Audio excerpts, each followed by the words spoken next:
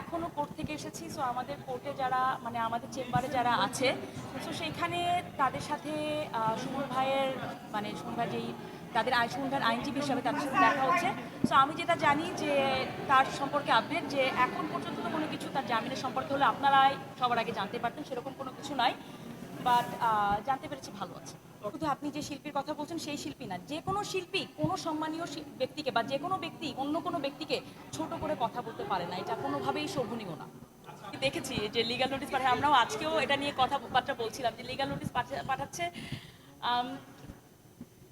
ওনারা তো ক্রিকেট খেলতে গিয়েছে এবং সেখানে আমার মনে হয় ক্রিকেটই খেলতে গিয়েছে। এখন অনেকের হয়তো বা সেখানে হয়তো বা খারাপ লেগেছে, কিন্তু আবার আমি যে ঘুরে ফিরে নারীদের পোশাকে কথাবার্তা বলা, এটা এটা কোনোভাবে কিন্তু যারা রাজনীতিতে না তাদেরকেও রাজনীতিতে টেনে হিচড়ে নিয়ে আসা, এরাও রাজনীতিতে চলে আসছে বা কোনোভাবে তাদেরকে ইনভলভ করা, আমার মনে হয় এটা একটু একটু অন্যভাবে আমাদের চিন্তা করা উচিত। কিন্তু ভালো লাগছে।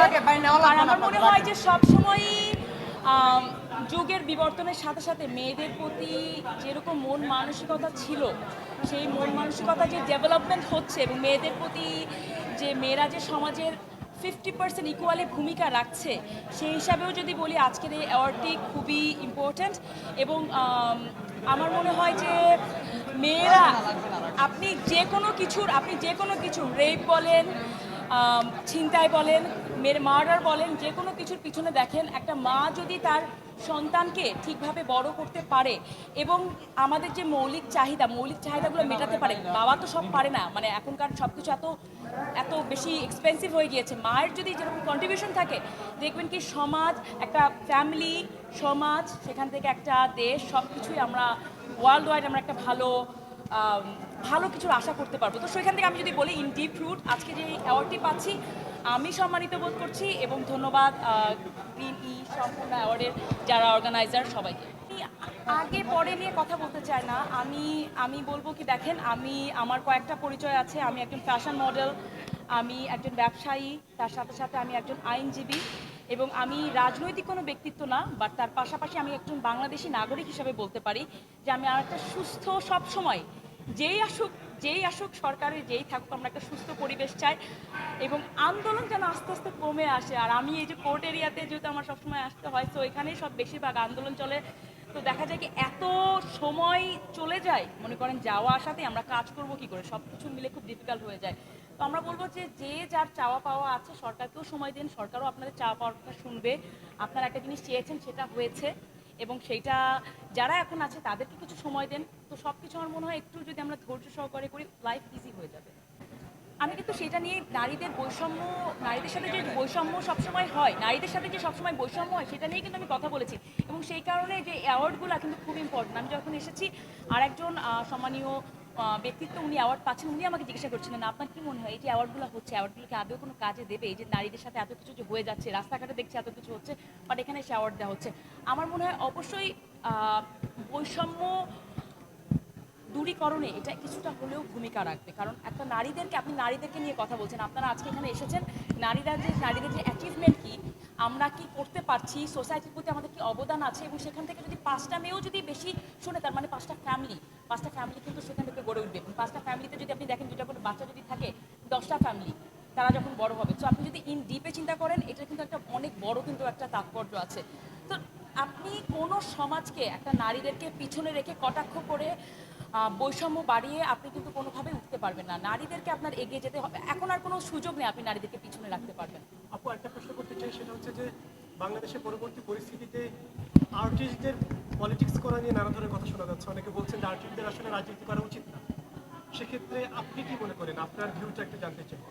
দেখেন, এই যে আমার মনে হয় প্রত্যেকটা মানুষের একজন ইন্ডিভিজুয়াল, তারা জানে তারা কি করলে তাদের ভালো হবে, তাই না? সো কেউ যদি রাজনীতি করতে চায় তাকে রাজনীতি করতে দেন, সমস্যা কোথায়? আমার তো মনে হয় না সেখানে, বাট রাজনীতি করলে কিছু সুফল আছে, কিছু প্রবলেম আছে, দুইটাই চিন্তা করতে হবে। তারা যদি সেটা মেনে রাজনীতি করতে পারে, মানুষের জন্য কাজ করতে পারে, করতে দেন, সমস্যা তো কিছু নাই।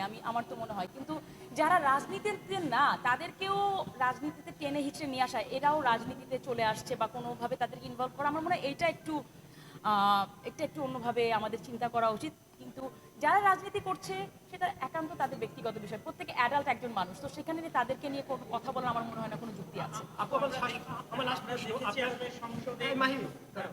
আপু আপনার দীর্ঘদিনের সহকর্মী ব্যারিস্টার শুভ্রদিন আপনার তার জামিনের বিষয় আপনার তার সঙ্গে কোনো ধরনের যোগাযোগ আছে কিনা বা কি অবস্থা? দেখেন, আমি এখনো কোর্ট থেকে এসেছি, সো আমাদের কোর্টে যারা মানে আমাদের চেম্বারে যারা আছে, সো সেইখানে তাদের সাথে সুমন ভাইয়ের মানে সুমন ভাই যেই তাদের সুমন ভাইয়ের আইনজীবী হিসাবে তাদের সাথে দেখা হচ্ছে। সো আমি যেটা জানি যে তার সম্পর্কে আপডেট যে এখন পর্যন্ত তো কোনো কিছু তার জামিনের সম্পর্কে হলে আপনারাই সবার আগে জানতে পারতেন, সেরকম কোনো কিছু নয়। বাট জানতে পেরেছি, ভালো আছে। বলতে পারিনি কোনটার কথা বলেছে, আমি তুমি কিছু বলেছিল। শোন, এইটা একটা যে দল যখনই আসুক না কেন, এতটুকু ডিসেন্সি প্রত্যেকটা মানুষের, একটা মাননীয় সংসদ যখন হয়, এতটুকু ডিসেন্সি সবার মধ্যে থাকা উচিত। প্রত্যেকেরই অবদান আছে, তাই না? বাংলাদেশ তো একজন মানুষের ইয়েতে হয়নি, প্রত্যেকেরই অবদান আছে। অবদান অস্বীকার করে তো কেউ সামনে আমরা যেতে পারবো না। বা একটা সম্মানীয়, যে কোনো সম্মানীয় ব্যক্তিকে, সেটা একটা শিল্পী হোক বা অন্য একটা মাননীয় সংসদ হোক বা একজন মন্ত্রী থাকুক, যেটা কাউকে কটাক্ষ করে কথা বলা আমার মনে হয় এখানে নিজের পরিচয়ই বের হয়ে আসে, এটা কখনো বলা উচিত।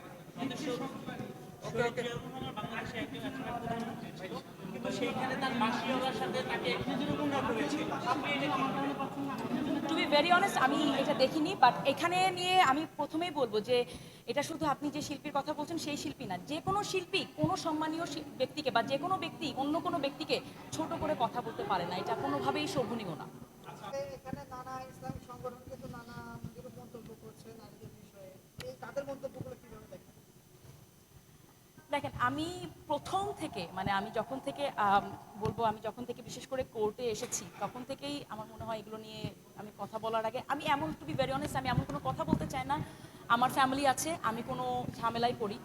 আমি আপনাদের সবার সামনেই বলছি, যে কোনো সংগঠনই হোক না কেন, সেটা যে সংগঠনই হোক না কেন, যে কোনো ধর্মীয় সংগঠন হোক বা যে কোনো সংগঠন হোক না কেন, কখনোই আমি বলবো নারীদেরকে দমিয়ে রেখে আপনারা কাজ করতে পারবেন না। আপনাদের নিজেদের মাও একজন নারী, এইটাও আপনি দেখেন।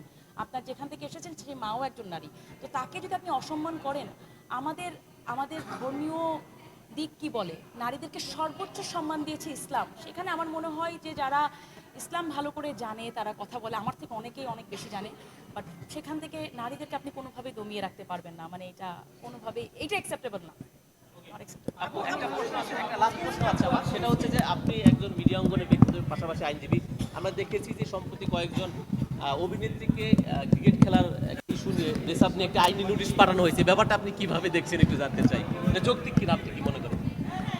দেখেন, আমি দেখেছি যে লিগ্যাল নোটিশ পাঠায়, আমরাও আজকেও এটা নিয়ে কথাবার্তা বলছিলাম যে লিগ্যাল নোটিশ পাঠাচ্ছে।